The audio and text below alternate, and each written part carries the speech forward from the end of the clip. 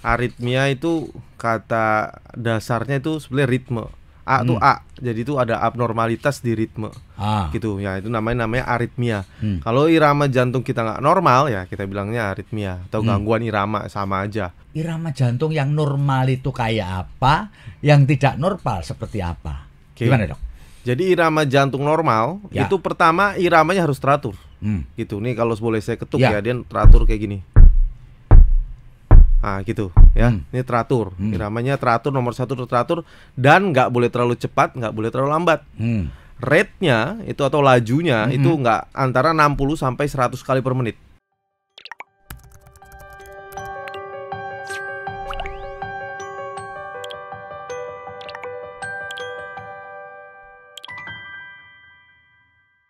Assalamualaikum warahmatullahi wabarakatuh. Salam damai sejahtera buat kita semua. Bertemu lagi dengan saya Feby Mahendra Putra, Direktur Pemberitaan Tribun Network. Tribuners, ada istilah namanya silent killer. Silent killer adalah julukan bagi penyakit jantung. Tetapi penyakit jantung dan pembuluh darah ada yang lebih sub lagi, yaitu yang diberi nama aritmia. Apa itu aritmia ya? Menurut pemahaman orang awam yaitu sebuah kondisi detak jantungnya tidak normal, bisa cepat, bisa lambat, bisa nggak stabil. Tapi itu anggapan saya. Benarkah seperti itu? Telah hadir bersama dengan saya, nih panjang namanya, Dr. Doni Yugo Hermanto, spesialis jantung dan pembuluh darah, subs R kurung K FIH. Nah, ini nanti biar dijelaskan sendiri oleh yang bersangkutan. Beliau adalah dokter di Rumah Sakit Pondok Indah di Jakarta dan tentu beliau adalah mengajar juga di Fakultas Kedokteran. Nanti kita tanya lebih lanjut. Pak Dokter, apa kabar? Alhamdulillah baik. Dok, tadi kan saya pembukaannya itu ngawur aja sebagai orang awam. Yes. Saya kepingin dapat penjelasan lebih dulu supaya pemirsa kita, pembaca kita, pendengar kita tahu aritmia ini apa. Oke, aritmia ya. Jadi aritmia itu kata dasarnya itu sebenarnya ritme. A itu A, jadi itu ada abnormalitas di ritme, gitu ya. Itu namanya aritmia. Kalau irama jantung kita nggak normal ya kita bilangnya aritmia atau gangguan irama, sama aja. Oh, gangguan gitu. irama jantung, yes. Ya. Gitu. Nah, kalau bisa dijelaskan, irama jantung yang normal itu kayak apa, yang tidak normal seperti apa? Oke. Gimana, Dok? Jadi irama jantung normal Ya. itu pertama iramanya harus teratur. Gitu. Nih kalau boleh saya ketuk Ya. ya, dia teratur kayak gini. Ah gitu ya, ini teratur, iramanya teratur, nomor satu teratur, dan nggak boleh terlalu cepat, nggak boleh terlalu lambat. Rate-nya itu atau lajunya itu nggak antara 60 sampai 100 kali per menit, gitu. 60 sampai 100. 100 kali Di per bawah menit. itu nggak normal, di bawah atas itu nggak normal. Di atas itu nggak normal, atau Berubah-ubah. si ininya nggak, masih 60 sampai 100, tapi iramanya nggak teratur kayak gitu. Ya. Ya, tadi di pengantar juga saya bilang sebutan silent killer. Yeah. Kenapa sih jantung itu disebut silent killer? Ya, jadi kadang-kadang aritmia tuh nggak terdeteksi. Ya. Oh, nggak terdeteksi ya? Jadi kadang-kadang beberapa orang dia nggak bergejala ataupun gejalanya ringan, tapi diabaikan dan tiba-tiba dia meninggal mendadak. Kenapa dia bisa meninggal mendadak? Karena yang pompa jantung, ya, yang bisa bikin jantung pompa itu aliran listrik. Nah, kalau aritmia itu kan listriknya terganggu, gitu, iramanya terganggu. Nah, itu bisa aja terjadi kayak korslet listrik di dalam jantungnya yang tadinya dia mestinya pompa, ini dia jadi cuman bergetar doang ya, nggak ada pompa jantung ya, ke otak nggak ada aliran darah ya, akhirnya meninggal. Gitu, dan dia bisa in a split of second dia bisa terjadi seperti itu. Dok, tentu pemirsa kita, penonton kita ini mau tahu itu apa sih yang bikin aritmia itu? Oke. Jadi yang bikin aritmia itu ada beberapa ya. Yang paling sering itu sebetulnya adalah proses degeneratif atau proses penuaan, gitu. Nah, karena proses penuaan tadi yang mestinya listrik di jantung itu baik, karena sudah ada efek penuaan itu mulai terjadi kayak jaringan-jaringan parut kecil lah di listrik kelistrikan jantungnya, dan itu gampang terjadinya bikin seperti korslet gitu, dan akhirnya terjadi aritmia. Itu kalau misalnya yang usia tua, jadi usia bisa degeneratif. Bisa juga kenapa? Bisa juga kalau misalnya dari bawaan sudah ada kelainan. Gitu, dari lahir. Dari sononya ya. Mestinya generator listrik 1, generator listrik 2. Mestinya kabel listrik cuma 1, kabel listriknya 2. Nah, itu juga bisa menyebabkan gangguan aritmia seperti itu. Terus yang lain bisa nggak? Ya bisa, seperti ini ya, penyakit-penyakit lain seperti yang paling sering mungkin di Indonesia, hipertensi. Gitu. Hipertensi juga. Hipertensi juga bisa bikin masalah aritmia, dan penyakit jantung katup juga bisa bikin aritmia juga. Jadi banyak sebetulnya penyebabnya. Tentu orang ingin tahu juga apa sih ciri-ciri, tanda-tanda, indikasi bahwa kita mesti mulai alert nih. Jangan-jangan saya kena aritmia nih. Bisa dijelaskan, Dok? Tanda-tandanya, Dok. Jadi yang paling sering biasanya berdebar gitu. Nah, berdebarnya kalau misalnya kita exercise berdebar pasti. Kita kaget berdebar pasti, wajar kan? Nah, ini nggak ada apa-apa, nggak ada pemicu, lagi diem-diem tiba-tiba nah, itu gejala satu di antara ini. Satu di antara berdebar yang seperti itu. Atau beberapa orang ngerasain skip beat dibilangnya. Seperti ada denyut nadi yang hilang. Jadi nadi tadi kan teratur kayak gini. Ini jadi kayak gini. Ada yang itu dia ngerasa ada yang hilang. Atau dia kadang-kadang pasien bilangnya sensasi kayak naik roller coaster. Itu kayak ada jantung hilang kayak zet. Nah, itu yang sering dirasakan itu. Yang itu biasanya yang masih yang ringan lah. Yang paling kita nggak mau kalau misalnya gangguan irama itu bikin pingsan. Nah, biasanya gangguan irama yang bikin pingsan itu gangguan irama yang berbahaya. Gitu. Tapi apakah ada juga tanda orang sesek gitu, apa? Sesak napas kadang-kadang juga bisa gitu, tapi biasanya sesak napas lebih ke arah misalnya jantungnya bermasalah seperti gagal jantung gitu. Tapi beberapa orang merasanya seperti itu. Gitu. Jadi memang kalau misalnya kita nggak yakin ngerasa aduh sesak napas ada yang nggak enak sama dada saya, ya periksa. Gitu. Ntar kita lihat nih gangguan irama kah, gangguan pompa jantung kah, atau gangguan katup dan lain-lain akan kelihatan. Orang akan juga berpikir gimana ya caranya supaya kita terhindar dari aritmia itu atau penyakit jantung jenis lainnya. Apa saran Dokter Jugo? Nomor 1 yang paling penting adalah medical check up. Secara kontinu ya? Yes, gitu. Medical check up secara kontinu, apalagi misalnya usia kita udah di atas 30.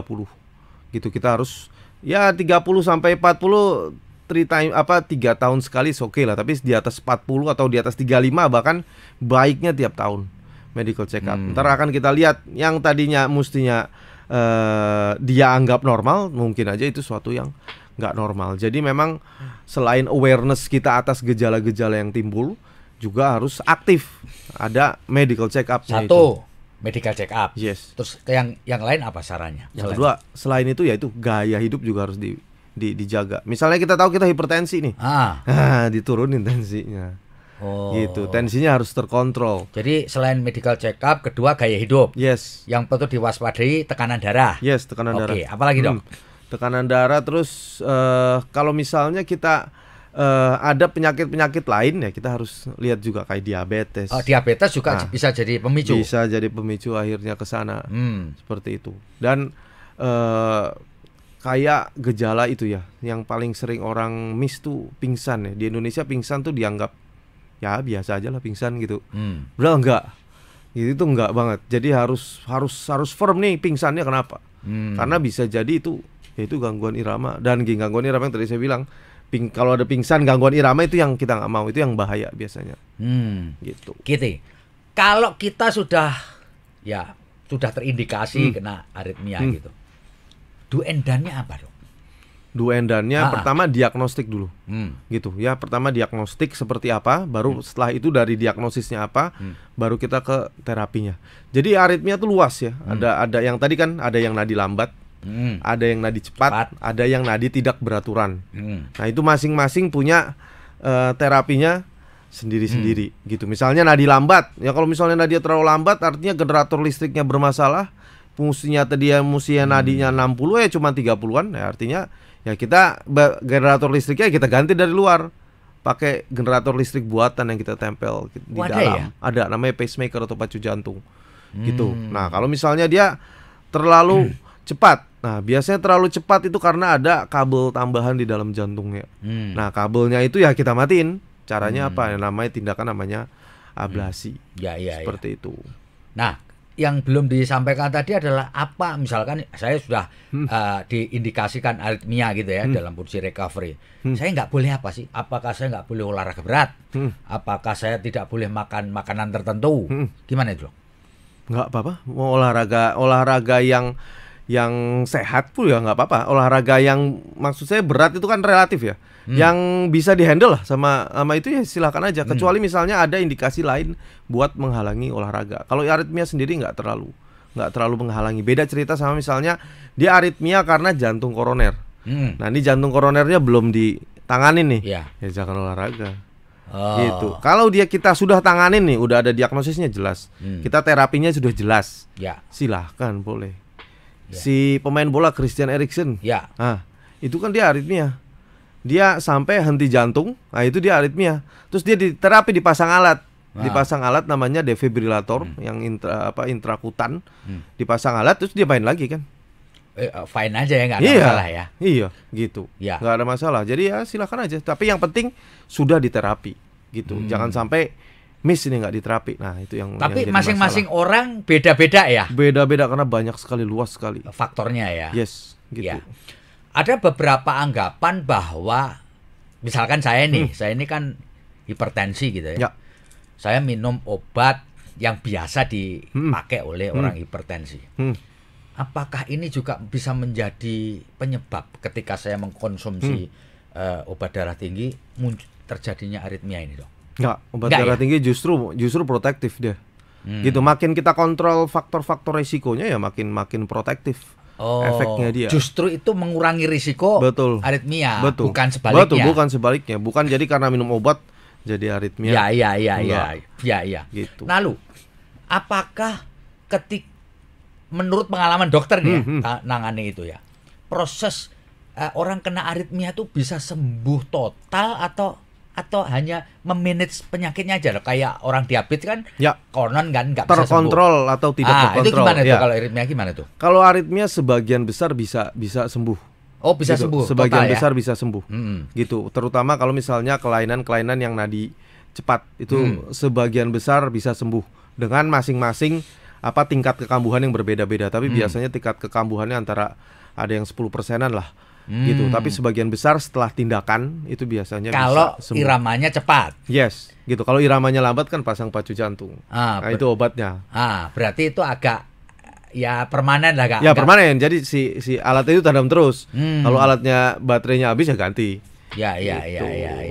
Nah, sepanjang menangani pasien-pasien aritmia ini, adakah sesuatu yang pernah dokter alami yang ya boleh dibilang unik atau sesuatu yang tidak biasa gitu, pernah nggak, Dok?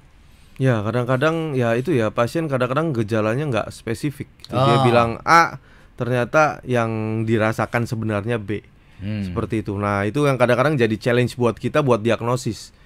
Gitu. Apalagi ya seperti pasien-pasien yang misalnya lah dia gejalanya sebetulnya mau pingsan gitu, tapi dia bilangnya saya rasanya setiap hari kayak mau flu aja. Nah itu jadi bingung kan, aku mau flu tiap hari nggak ada hubungannya, tapi pemeriksaannya ini kayaknya nadinya terlalu lambat. Nah ternyata yang dia bilang mau flu ternyata itu sebetulnya gejala-gejala mau pingsan. Sebetulnya ya itu challenge-nya kita buat menggali lah ya, dokter kan kayak detektif lah ya. Ya. Detektif ya. Harus menggali dan semua orang kan subjektivitasnya berbeda-beda. Itu yang unik, setiap pasien unik ya. Akhirnya pengalaman yang berbicara. Ya, gitu ya, apa yang ada di textbook ya itu sebagai guidance kita aja, tapi setelah beberapa waktu akhirnya ya kita makin tahu mungkin dia ngerasanya seperti ini gitu. Oke. Kalau kita bicara penyakit jantung dan pembuluh darah secara umum secara umum nih ya. Kalau boleh saya tahu, apakah sebenarnya penyakit ini sudah sampai pada di konteks di Indonesia ya? Sudah sampai pada konteks yang serius, Dok?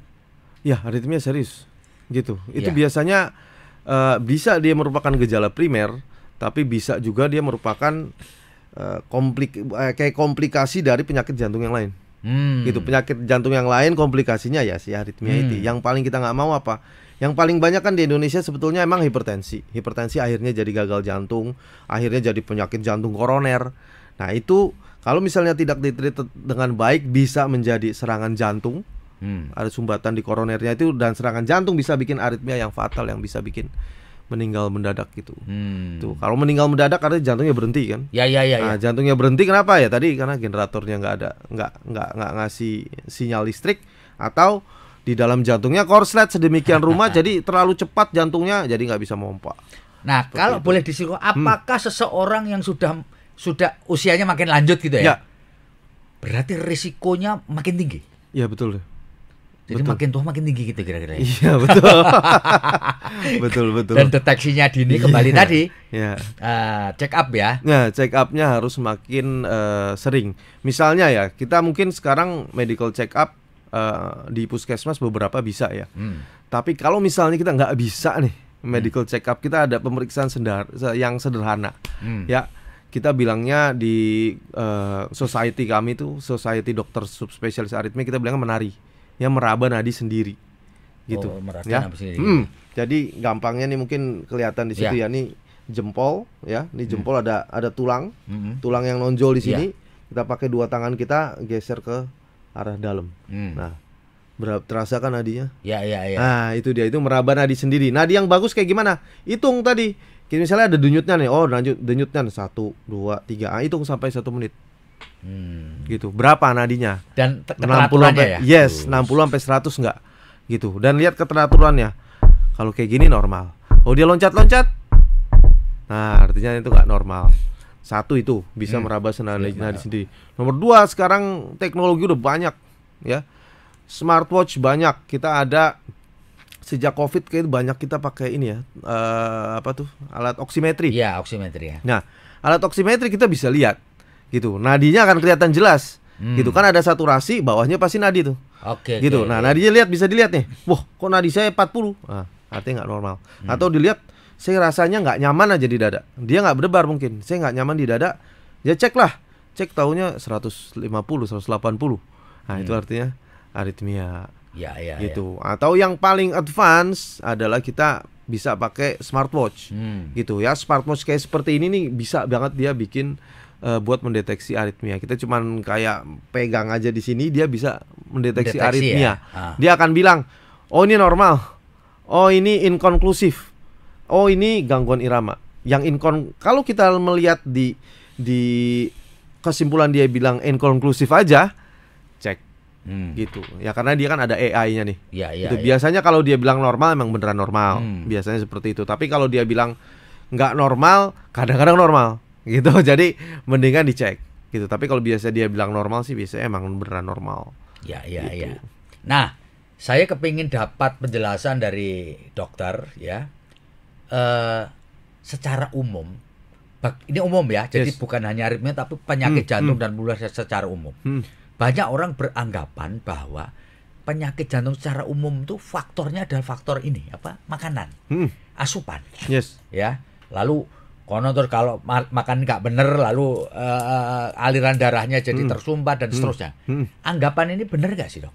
Ya bener. Nah, gitu. Gimana karena itu dari yang kita makan itu yang akan menentukan kolesterol kita seperti apa. Oh, nomor 1 yang perlu diperhatikan, apakah makanan itu memicu kolesterol? Memicu kolesterol apa enggak? Memicu gula apa enggak?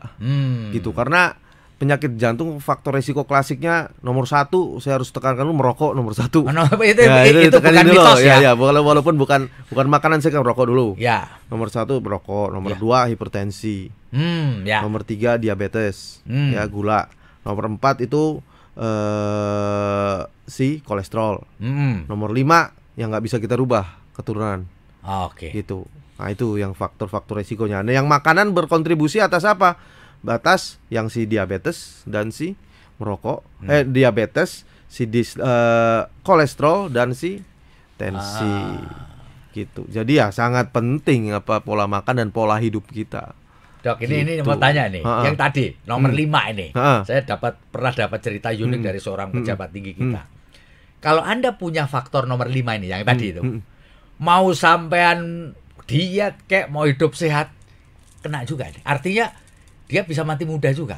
Betul. Benar itu? Iya, betul. Betul ya? Iya, itu salah satu faktor paling kuat. Ya paling kuat ya. Jadi gitu. meskipun kita sudah mengatur gaya hidup, asupan, kalau sudah nomor 5 ini risikonya paling tinggi. Betul. Betul ya, Dok betul. ya? Ada yang orang sembarangan aja nggak kena apa-apa, nggak ada ya, karena nggak ada yang nomor 5 itu ada aja. Gitu. Nah, untuk mengetahui apakah saya ini ada nomor 5 atau tidak, gimana caranya? Tanya ke keluarganya. Oh gitu. Gitu. Kalau itu dideteksi lewat teknologi nggak bisa dong? Atau alat-alat? Gen belum sampai secanggih itu kita. Jadi harus ngerunut sendiri dari keluarganya. Sendiri, iya. Jadi kalau saya datang ke dokter, saya tanya, aku ini punya faktor nomor 5, dokter nggak bisa jawab? Nggak bisa jawab, saya yang tanya ke bapak. Oh, gitu ya? Iya. Gitu, karena genetik yang sampai sejauh saya tahu belum sampai yang benar-benar firm bahwa oke, ini betul-betul kuat ke arah sana. Gitu. Mungkin ada beberapa gen-gen ya, ini resikonya naik, tapi yang benar-benar sudah jadi panduan dan really established belum ada. Iya. Dok, kalau kita ini itu tadi gaya hidup kan, lebih makanan, gaya hidup yang kemudian salah ya dalam tanda petik ya. Ya. Apakah recovery bisa kemudian pasang ring, bisa kemudian dicopot jantungnya, diperbaiki, ya kan? Apa namanya itu, Dok? Nggak bisa dicopot sih, bebas maksudnya mungkin. Maksudnya. Seberapa berisiko, Dok, recovery atau terapi atau pengobatan yang dilakukan kepada orang-orang yang punya penyakit jantung? Semua tindakan ke jantung pasti ada resiko ya. Cuman selalu kita lihat apakah tindakan itu benefitnya outweigh the risk. Apakah manfaatnya lebih tinggi dari resiko. Jadi kalau memang manfaatnya lebih tinggi ya kita lakukan walaupun itu beresiko. Gitu. Karena kadang-kadang misalnya dia serangan jantung, kita harus pasang ring. Mungkin itu resikonya akan bisa meninggal mendadak. Tapi kalau kita nggak lakukan, dia ke depannya akan gagal jantung atau malah meninggal mendadaknya juga lebih banyak. Untuk itulah kita itu selalu based on penelitian. Gitu. Semua data-data kita based on penelitian yang kita bilangnya apa ya, tersamar ganda lah. Itu salah satu bukti-bukti penelitian ilmiah yang evidence-nya atau kelasnya paling tinggi lah. Gitu. Dan kita juga mengikuti panduan-panduan gitu. Jadi kita nggak asal saya bisa melakukan saya lakukan ini pada pasien ini karena saya bisa, bukan. Tapi karena panduannya memang seperti itu, benefitnya melebihi risknya. Gitu.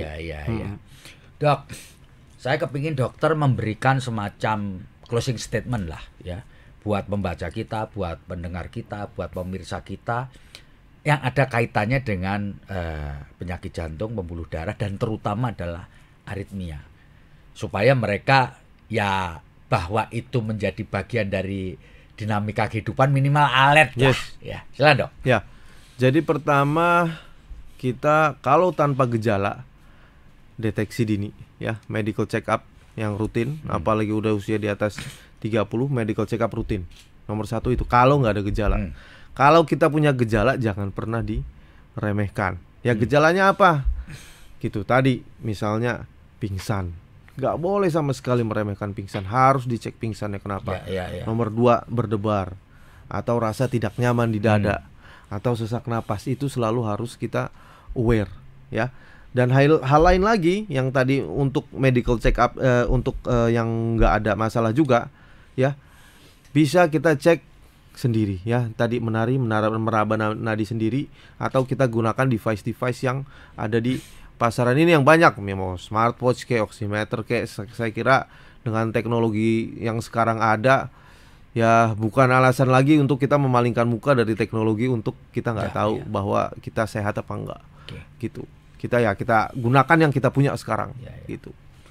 Mau ketemu Dokter Doni ini, tentu nggak ada jeleknya dokter memperkenalkan diri lah ya. Dulu S1-nya di mana, lalu kemudian spesialis, termasuk ketika mulai mendalami aritmia ini. Silakan, Dok. Ya, jadi Saya itu S1 pertama di UI ya, di Salemba. Di UI itu 6 tahun. Terus habis itu saya sempat ke ini Pulau Buru. Kalau tahu Pulau Buru, Maluku Utara. Ya, PTT di Pulau Buru itu tempat PTT-nya pembuangan tapol. Tapol PKI ya. Ya, tapol PKI. Sempat PTT di Pulau Buru di situ 1 tahun lebih. Gua baru ambil spesialis jantung dulu nih. Tadi kan 6 tahun udah. Terus ambil spesialis jantung 4,5 tahun. Itu kenapa sih kok tertarik ngambil spesialisnya penyakit jantung dan pembuluh darah itu, Dok? Karena keluarga saya banyak yang jantung. Oh, itu riwayatnya. Ya. Dan apa ya, jantung lebih ke arah fisika ya. Saya memang kebetulan suka fisika, suatu hal yang logis itu yang saya suka. Nah, kebetulan saya menemukan, wah ini jantung logis semua nih, saya nggak perlu ngapal banyak-banyak tapi bisa dilogikain lah. Makanya saya suka. Nah, terus gitu. lanjut. Nah, itu 4,5 tahun. Ya, habis itu lulus saya ke Tarakan, Kalimantan Utara. Ya, sekarang Kaltara ya. Ya, terus praktek di sana 1 tahun lebih baru lanjut pendidikan subspesialis. Terus habis itu lanjut ke Taipei di Taiwan. Terus 1 tahun juga. Jadi memang prosesnya panjang. Prosesnya panjang. Prosesnya ini panjang. Mungkin pertanyaannya justru kenapa kok tertarik subspesialis aritmia? Ya. Aritmia menurut saya itu menarik karena lagi-lagi bisa dilogikakan. Oh, gitu. Dan fisika banget gitu. Jantung tuh sebetulnya kita ngelihatnya banyaknya itu fisika hemodinamik fisika fluida sama fisika listrik. Nah, saya sukanya yang listrik. Ya, gitu. ya. Jadi kayak tukang listrik lah sebetulnya. Listrik, iya, cuman buat di jantung aja. Nah, gitu. di jantung dan pembuluh darah ini subspesialisnya selain aritmia apa? Ada banyak, ada 9. Ada 9, apa itu? Ada intervensi koroner, khusus yang buat koroner. Ya. Ada yang khusus buat gagal jantung. Ada yang khusus buat ke critical care. Critical care tuh kayak yang serangan jantung mendadak atau misalnya dia gagal jantung akut. Yang akut-akut lah, yang mengerikan. Itu ada subspesialisnya sendiri. Ada vaskular yang khusus buat pembuluh darah. Gitu. Ada yang rehabilitasi. Rehabilitasi itu khusus buat inilah yang udah pasca bedah dan lain-lain, kita rehabilitasi. Ada yang pediatrik khusus nanganin jantung anak. Oh, jantung anak itu ya. Yang Pak Menteri suka bilang itu, wah nih banyak nih penyakit jantung kongenital tuh. Nah, itu pediatrik. Ada lagi seperti ekokardiografi kayak USG jantung. Gitu. Satu lagi yang tentang imaging. Imaging tuh kita ngelihat kayak CT scan seperti itu.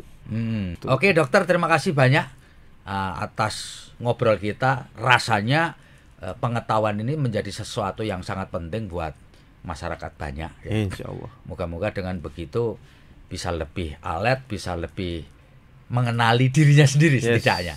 Ya, sekali lagi terima kasih pada Dr. Doni Yugo Hermanto, SPJP Subs-R. FIHA-nya apa sih, Dok? Fellowship of Indonesian Heart Association. Ya. Oke. Seperti itulah. Sukses selalu, dokter. Ya, terima sama-sama. kasih banyak, Tribuners. Saya Feby Mahendra Putra pamit undur diri. Assalamualaikum warahmatullahi wabarakatuh. Salam damai sejahtera buat kita semua, dan jangan lupa tetaplah bahagia. Download Tribun X sekarang. Menghadirkan lokal menjadi Indonesia.